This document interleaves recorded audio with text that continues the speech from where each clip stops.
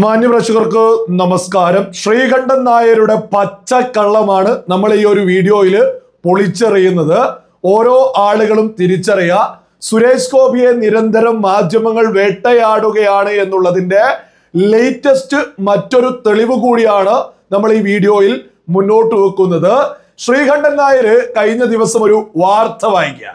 ഈ തരത്തിലാണ് വിളിച്ചു പറയുന്നത്: സുരേഷ് ഗോപിയുടെ കലിംഗ സംവാദത്തിൽ പങ്കെടുത്ത BJP പ്രവർത്തകർ കോൺഗ്രസിലേക്ക് പോയി കലിംഗ സംവാദത്തിൽ അവരുടെ ഉന്നയിച്ചത്, അവർ ആവശ്യപ്പെട്ടത് ചെയ്തു കൊടുക്കാത്തതിലാണ് BJP വിട്ട് കോൺഗ്രസിലേക്ക് പോയത് എന്നൊക്കെ വലിയ വാർത്ത കൊടുത്തു.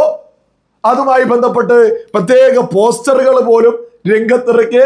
ഞാൻ അതാണ് ഇവിടെ കൊടുത്തിട്ടുള്ളത്. അതിൽ ഇത്തരത്തിലാണ് എഴുതിയിട്ടുള്ളത്: സുരേഷ് ഗോപിയോട് വിയോജിപ്പ്, കലിംഗ സംവാദത്തിൽ പങ്കെടുത്ത BJP പ്രവർത്തകർ കോൺഗ്രസിൽ ചേർന്നു. ഈ പച്ചക്കള്ളം 8 നിലയിൽ പൊട്ടിയിരിക്കുന്നു.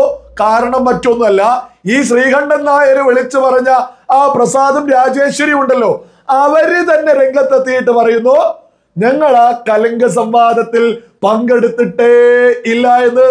നിങ്ങൾ അതൊന്ന് കേട്ടു നോക്കൂ. അവര് പറയുന്നത് തന്നെ. കോൺഗ്രസിൽ ചേർന്നിട്ടുള്ള പ്രസാദ്, രാജശ്രീ എന്നിവരാണ് നമ്മളോടൊപ്പം ചേരുന്നത്. കാരണം അവര് ഈ സദസ്സിൽ പങ്കെടുത്തിട്ട് പോലുമില്ല, സുരേഷ് ഗോപിനെ നേരിട്ട് കണ്ടിട്ട് പോലുമില്ല എന്ന് അവർ അല്പം മുമ്പ് പറഞ്ഞിട്ടുണ്ട്. എന്തായാലും നമുക്ക് ആ പ്രസാദിനോട് തന്നെ ചോദിക്കാം. പ്രസാദാണ് ഇതിൽ പ്രധാനമായിട്ടും ഷാളിട്ട് സ്വീകരിക്കുന്ന ദൃശ്യങ്ങളൊക്കെ ഇന്നലെ പുറത്തു വന്നിട്ടുണ്ട്. ആ പ്രസാദ് തന്നെ നമ്മളോടൊപ്പം ചേരുകയാണ്.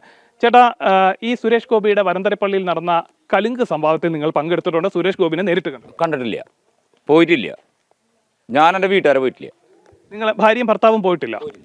പിന്നെ ഇന്നലെ ചാനലുകളിലൊക്കെ നമ്മൾ ഇന്നലെ പോയി, അതായത് ഈ കലിംഗ സംവാദത്തിൽ പങ്കെടുത്തതിൻ്റെ അടുത്ത ദിവസം BJP-യിൽ നിന്ന് രാജിവെച്ച് കോൺഗ്രസിൽ ചേർന്നെന്ന ഒരു വാർത്തയാണ് ഇന്നലെ വൈകുന്നേരം തൊട്ട് വലിയ രീതിയിൽ പുറത്തു വന്നിട്ടുണ്ട്. ചാനലുകാർ എന്ത് പറഞ്ഞോട്ടെ, നമ്മൾ പോയിട്ടില്ല. നിങ്ങൾ പരിപാടിയിൽ പോയിട്ടുമില്ല. കോൺഗ്രസ് ആരോപിക്കുന്ന രീതിയിൽ നിങ്ങൾ ആ പരിപാടിയിൽ പങ്കെടുത്തു? പോയിട്ടില്ല.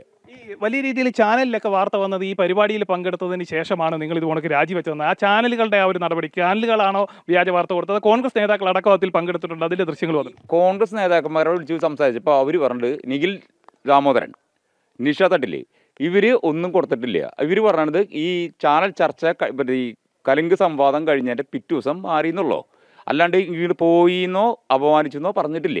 ഇത് ശ്രീകണ്ഠൻ നായർ സ്റ്റാർട്ടിങ് 24 ആളാണ് ഇത് ഫസ്റ്റ് സ്റ്റാർട്ട് ചെയ്തത്. നിങ്ങൾ BJP പ്രവർത്തകരായിരുന്നു? ഞാൻ 7 വയസ്സ് തൊട്ട് ശാഖയിൽ പോയിണ്ടായതാ. 7 വയസ്സ് തൊട്ടിട്ട് അത് കഴിഞ്ഞ് കുറച്ച് നാളായിപ്പോൾ നമുക്ക് താല്പര്യപ്പെടാണ്ടായപ്പോൾ പതുക്കെ മാറി നിൽക്കണ്. എന്നാലും ഏത് സമയത്തും ഇലക്ഷന് വോട്ട് ചെയ്യാനോ കാര്യങ്ങളൊക്കെ ചെയ്യും വരും. തീർച്ചയായിട്ടും. ഇത് അതേപോലെ തന്നെ ഈ കലിംഗിൽ ചേച്ചി സുരേഷ് ഗോപിനെ നേരിട്ട് കണ്ടിട്ടുണ്ടോ? കലിംഗിൽ പങ്കെടുത്തിട്ടുണ്ടോ? ഇല്ല, കണ്ടിട്ടില്ല. ഈ കലിംഗിൽ പങ്കെടുക്കണമെന്ന് ആരെങ്കിലും ആവശ്യപ്പെട്ടിട്ടുണ്ടോ? ഇല്ല. അപ്പൊ കലിംഗിൽ പങ്കെടുത്തിട്ടുമില്ല, സുരേഷ് ഗോപിനെ കണ്ടിട്ടുമില്ല. ഇല്ല. അപ്പം ഈ ഇപ്പം വന്നിരിക്കുന്ന വാർത്തകൾ യഥാർത്ഥത്തിൽ കേന്ദ്രമന്ത്രിനെ അപമാനിക്കുന്ന തരത്തിലുള്ള വാർത്തകളല്ലേ? അതിനോട് എന്താ പ്രതികരിക്കാനുള്ളത്? അത് നമ്മൾ ചെയ്യാത്ത കാര്യമാണ്. ഇത് അവർ ചെയ്തത് 24 ന്യൂസാണ് ഫസ്റ്റ് വന്നത് അല്ലേ? നിങ്ങൾ കേട്ടില്ലേ ഈ ശ്രീകണ്ഠൻ നായർ വിളിച്ചു പറഞ്ഞതിലെ പ്രസാദും രാജേശ്വരിയും രംഗത്തെത്തിയിട്ട് വ്യക്തമായിട്ട് പറയുന്നു, ഞങ്ങള് സുരേഷ് ഗോപിയുടെ കലിംഗ സംവാദത്തിൽ പങ്കെടുത്തിട്ടില്ല, ഞങ്ങൾ സുരേഷ് ഗോപിയെ നേരിട്ട് കണ്ടിട്ടില്ല. അപ്പൊ ശ്രീകണ്ഠൻ നായരൊക്കെ ഇവിടെ എന്തുമാതിരി പച്ചക്കള്ളമാണ് സുരേഷ് ഗോപിക്കെതിരെ വാർത്ത കൊടുത്തത് എന്നുള്ളത് സകല ആളുകളും തിരിച്ചറിയാം. നമ്മൾ ഈ ഒരു വീഡിയോ ചെയ്യുന്ന സമയം വരെ ഈ ഒരു വാർത്ത കള്ളമാണെന്ന് അറിഞ്ഞിട്ടും ഈ ഒരു പോസ്റ്റർ പോലും പിൻവലിച്ചിട്ടില്ല എന്നുള്ളതും സകല ആളുകളും തിരിച്ചറിയണോ. നമ്മുടെ കേരളത്തിലെ സകല മാപ്രകൾക്കും സുരേഷ് ഗോപിയെ താറടിക്കുക എന്ന കൃത്യമായ അജണ്ടയുണ്ട്. അത് സകല മലയാളികളും തിരിച്ചറിയുക. സുരേഷ് ഗോപിക്കെതിരെ നമ്മുടെ കേരളത്തിലെ മാപ്രകൾ മനഃപൂർവ്വം വാർത്തകൾ സൃഷ്ടിച്ചുകൊണ്ടിരിക്കുക.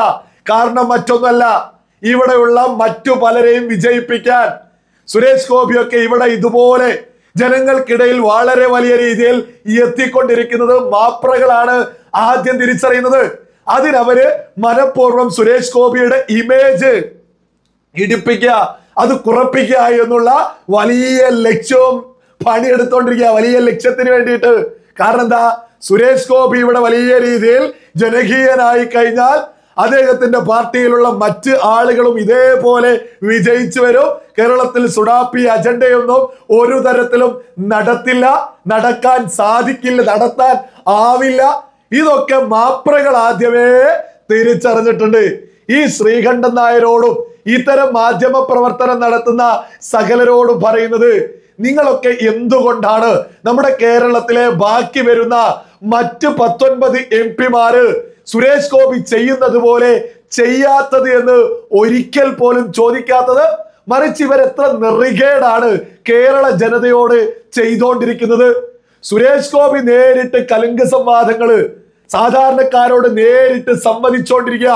അതിലെന്തെങ്കിലും പ്രശ്നമുണ്ടോ എന്ന് കണ്ണും കാതും കോർപ്പിച്ച് സുരേഷ് ഗോപിക്ക് നേരെ നോക്കി നിൽക്കുക.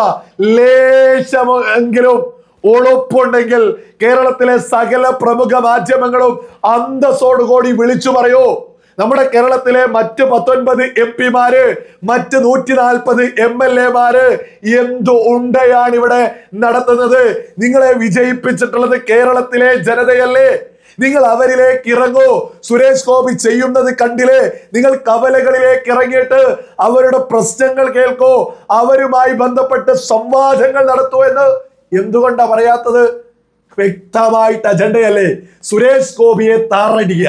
നിങ്ങൾ എത്രത്തോളം ഇതുപോലെ താറടിക്കുന്നോ അത്രത്തോളം വലിയ രീതിയിൽ ജനങ്ങൾ സുരേഷ് ഗോപിയെ സ്വീകരിച്ചുകൊണ്ടിരിക്കുക. നിങ്ങൾ സുരേഷ് ഗോപി പോകുന്ന കലുങ്ക് സംവാദത്തിലെ ആ പോരായ്മ എന്തെങ്കിലും ഉണ്ടോ എന്ന് നോക്കുന്നതിന് പകരം നിങ്ങളൊന്ന് ആ മനുഷ്യരിലേക്കൊന്ന് ഇറങ്ങിച്ചെന്ന് നോക്കൂ. കേരളത്തിന്റെ മുഖ്യമന്ത്രി ഒരു സ്ഥലത്ത് വരുന്നതിനേക്കാൾ അധികം ആളുകളാണ് നിവേദനങ്ങളും പരാതികളുമായിട്ട് അദ്ദേഹത്തിന്റെ അടുത്തേക്ക് ഓടിയെത്തുന്നത്. നാനാഭാഗങ്ങളിൽ നിന്ന് ജനങ്ങൾ എത്തിക്കൊണ്ടിരിക്കുക. കാരണം എന്താ? ഇദ്ദേഹത്തിന്റെ അടുത്തേക്ക് ഒരു നിവേദനം എത്തിക്കഴിഞ്ഞാൽ അതിനൊരു റിസൾട്ട് ഉണ്ടാവുമെന്നുള്ള വലിയ പ്രതീക്ഷയില് ഇതുപോലെ നമ്മുടെ കേരളത്തിലെ മറ്റ് 19 MP-മാര് കേരളത്തിലുടനീളം സംവാദം നടത്താൻ ധൈര്യമുണ്ടോ? ഇനി നടത്തിയാൽ ജനങ്ങൾക്ക് അവരെ വിശ്വാസമുണ്ടോ? കേരളത്തില് സുരേഷ് ഗോപി എന്നൊക്കെ പറയുന്നത് വളരെ വലിയ രീതിയിൽ ജനങ്ങൾക്കിടയിലേക്ക്, ജനങ്ങളുടെ ഹൃദയത്തിലേക്ക് സ്ഥാനം പിടിച്ചിരിക്കുന്നു. ഇതൊന്നും വെറുതെ പറയല്ല. നമ്മൾ കഴിഞ്ഞ ലോക്സഭാ ഇലക്ഷൻ റിസൾട്ട് സമയത്ത് അതിന്റെ പ്രചരണം തുടങ്ങുന്ന സമയം മുതൽ പറഞ്ഞതാണ് സുരേഷ് ഗോപി വലിയ ഭൂരിപക്ഷത്തിൽ വിജയിക്കാൻ പോകുന്നു എന്ന്. അന്ന് കേരളത്തിലെ സകല പ്രമുഖ മാധ്യമങ്ങളും നമ്മളൊക്കെ പറയുന്നത് പച്ചക്കള്ളമാണെന്ന് വിളിച്ചു പറഞ്ഞു. റിസൾട്ട് വന്ന സമയത്ത് നമ്മളൊക്കെ പറഞ്ഞതുപോലെ വലിയ റിസൾട്ട് വന്നു. അതേപോലെ തന്നെ എടുത്തു പറയാ, സുരേഷ് ഗോപി നടത്തുന്ന കലുങ്ക് സംവാദത്തിന്റെയൊക്കെ റിസൾട്ട് വരുന്ന ത്രിതല പഞ്ചായത്ത് ഇലക്ഷൻ റിസൾട്ട് വരുമ്പോ കാണാ, വരുന്ന നിയമസഭാ ഇലക്ഷൻ റിസൾട്ട് വരുമ്പോ കാണാ BJPക്ക് ഇവിടെ എത്രത്തോളം വലിയ രീതിയിൽ വോട്ടുകൾ കൂടുന്നു എന്നുള്ളതൊക്കെ. ഇതൊക്കെ കൃത്യമായിട്ട് മാധ്യമങ്ങളൊക്കെ കാണാനിരിക്കുന്നതേ ഉള്ളൂ. സുരേഷ് ഗോപി ജനങ്ങൾക്കിടയിലേക്ക് ഇറങ്ങിക്കൊണ്ടിരിക്കുക. അവിടെ എന്തുണ്ട് പ്രശ്നമുണ്ട്? ശ്രീകണ്ഠൻ നായർക്കൊന്നും ഒരു ഉളുപ്പില്ലേ. എന്തിനാണ് ഒരു വ്യക്തിയെ ഇങ്ങനെയും വേട്ടയാടുന്നത്? ഒരു കാര്യം കൂടി ഈ സുരേഷ് ഗോപി വിരുദ്ധരായിട്ടുള്ള സകല മാപ്രകളും അറിയാൻ വേണ്ടിയിട്ട് കൂടി പറയാണ്. ഈ കലുങ്ക് സംവാദത്തിൽ വരുന്നത് BJP പ്രവർത്തകർ മാത്രമല്ല, സാധാരണക്കാരായിട്ടുള്ള സകല ജനങ്ങൾ വരുന്നുണ്ട്. അതിൽ BJPക്കാരുണ്ട്, കോൺഗ്രസ്സുകാരുണ്ട്, CPMകാരുണ്ട്, സകല പാർട്ടി ഉള്ള ആളുകളുണ്ട്, പാർട്ടി ഇല്ലാത്ത ആളുകളുണ്ട്. സുരേഷ് ഗോപിയിലുള്ള പ്രതീക്ഷ വെച്ചു പുലർത്തിയാണ് അവരൊക്കെ തന്നെ അവിടേക്ക് എത്തുന്നത്. അതിലൊരു BJP പ്രവർത്തകരെ ഉള്ളൂ എന്നൊക്കെ മനഃപൂർവ്വം വാർത്ത സൃഷ്ടിക്കാനുള്ള ഓരോ ഉടായ്പും ഇമ്മാതിരിയുള്ള ഉളുപ്പില്ലായ്മയൊക്കെ ഇനിയെങ്കിലും ഇത്തരം മാധ്യമങ്ങൾക്കൊക്കെ ഒന്ന് നിർത്തിക്കൂടെ?